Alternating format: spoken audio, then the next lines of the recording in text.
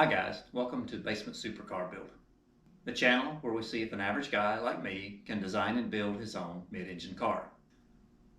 This video will be a highlights video of the work that was finished this week. If you want to see the actual work take place, watch the full-length video for this week. And with that out of the way, let's get started on this week's video. I want to show you what I'm working on here.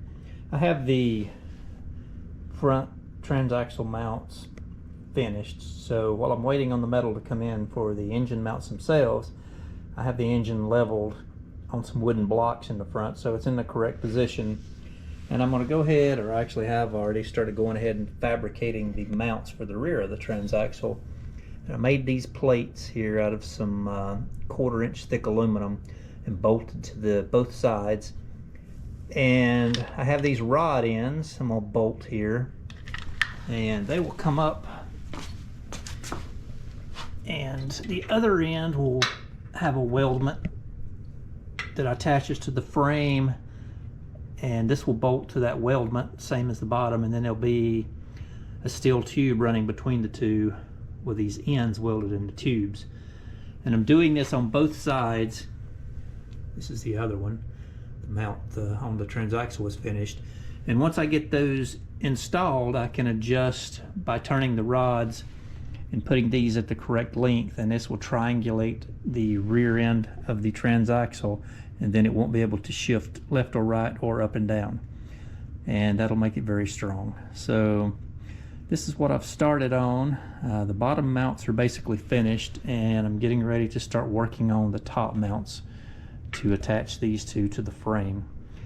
So just wanted to show you this, and I'm going to get back to work on these top mounts.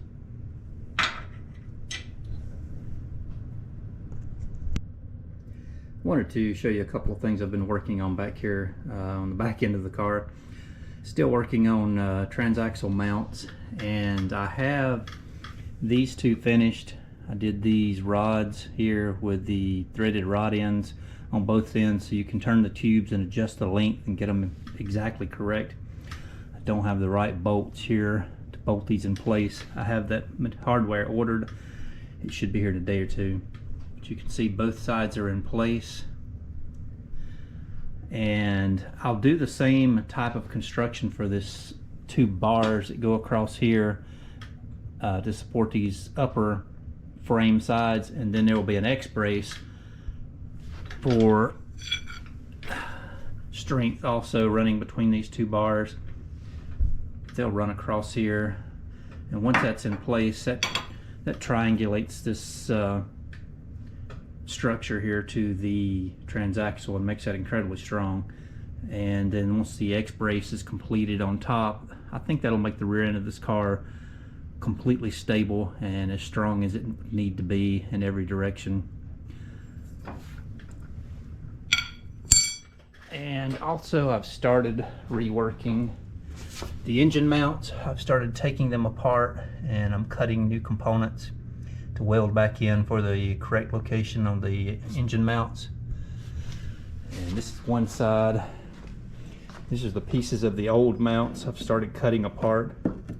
I need to cut all of these wales and grind this down and reuse these mounts. There's 4 of them. I'm not going to film that because that's going to be probably 2 or 3 hours of mind-numbing work, and I'm sure you don't want to see it just as much as I really am dreading doing it, but it has to be done. And I guess we'll come back after I finish dissecting these parts and cleaning them up and getting them ready to reuse, and I will film welding up and installing the new engine mounts. But see you guys again here in just a couple of hours. So I have a few things to show you here that I've been working on. The engine mounts are finished. The engine is bolted back in the car, and this is the engine mounts. I slid the engine rearward just a little, and I've made a new center part of the mount and reused the base plate and the mounts that mount to the engine. And as we come down, I've already showed you that these mounts are finished. There are bolts in the mounts, but not the correct length. The hardware is ordered. It should be here in a day or two. and I'll have to add some washers for shims here between the back of this bushing and the mount itself. I'll space that out and put the correct length hardware in. And then here at the rear, these mounts are finished, just waiting on the correct hardware to come in. I just have these long bolts stuck in here for now, but I've showed you that before. And all of my rod ends have came in to finish all of these mounts here. I'm just waiting on the steel tubing to come in, and then I'll make the 2 cross pieces, and then the X-brace, we'll fabricate that next and put it in the car. And then there's 2 of these adjustable rods that mount here and go all the way up and mount somewhere in this corner here on the roll bar. And also I went to the auto parts store and found the remaining hoses that we needed.